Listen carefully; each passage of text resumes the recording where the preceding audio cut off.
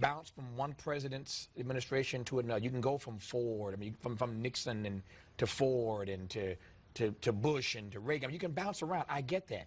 But I watched your piece, and I was just dumbfounded that this is the guy who was in charge. And again, I'm not trying to demonize the guy, but I'm watching like, and you were the one making the decisions? It just didn't.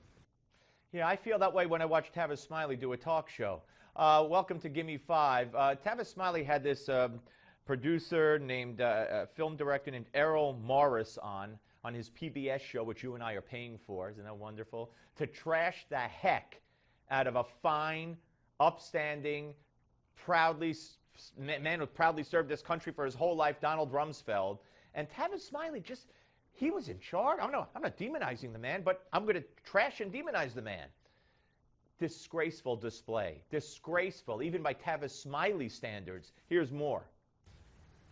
Rumsfeld is incredibly charming. That he is. He's well-spoken. He's convincing. He was the front man for the war. He is the guy who stood up in all of those Pentagon press conferences. Is that all it takes? Is to look good on camera and to be well-spoken and charming and charismatic? That's it? The qualifications to be defense secretary are like irrelevant? That's all it takes? I guess that's all it takes to be paid by the American public and be put on PBS. Charismatic, charming, virtually, mostly well-spoken. He just described it himself. Yeah, that's all Rumsfeld had. He had no gravitas to be defense secretary. He had no qualifications. He hadn't done it before. He hadn't been in Congress before. He hadn't served president after president before. He just walked in off the street, well-spoken, looked good, slick talker, and they made him defense secretary. More. I don't know. To me, it's depressing because I love this country, and I would think that our democracy could and should produce more thoughtful people. More thoughtful people. Oh, so Donald Rumsfeld wasn't thoughtful enough. I see. And I guess the current Secretary of Defense and Secretary of State and President of the United States, for that matter, they're very thoughtful people. While the world is turning upside down and our allies are becoming our foes and our dreaded foes are becoming, I don't know, where they're given a pass. I guess that's what thoughtfulness produces in the Tavis Smiley, Errol Morris world.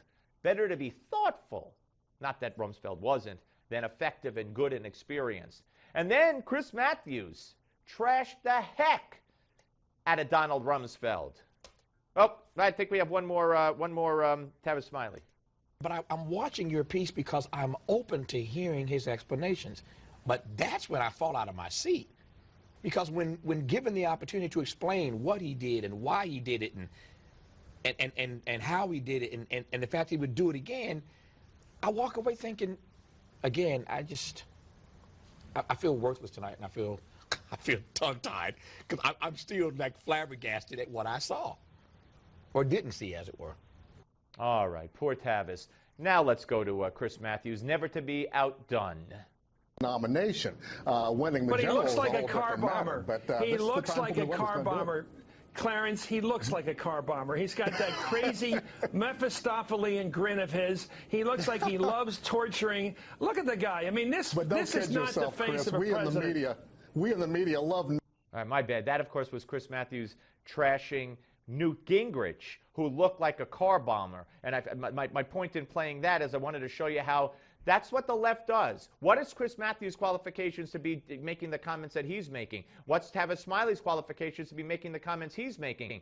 To attack someone because you don't think they're qualified when they are. To then take someone like Newt Gingrich, who served his country proudly and was Speaker of the House and a very successful speaker who's a brilliant man, more brilliant than Chris Matthews could ever hope to be, and say he looks like a car bomber. This is what the left does. Demonize, demonize, demonize. On the Steve Malzberg Show.